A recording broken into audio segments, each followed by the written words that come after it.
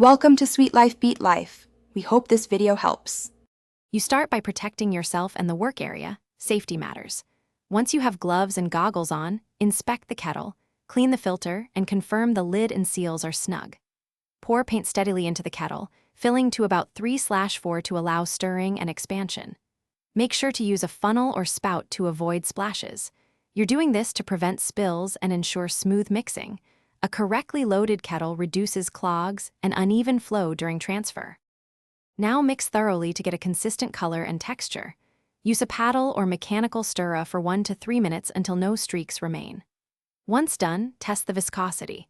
If it's too thick, thin with the manufacturer's solvent in small increments, no more than 10%, to maintain performance.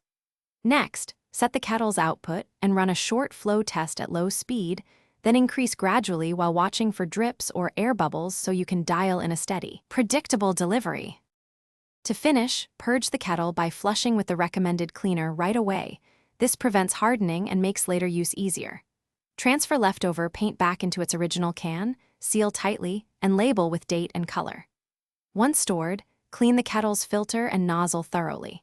If you encounter clogging, stop the flow and reverse it briefly or remove and clean the nozzle and filter.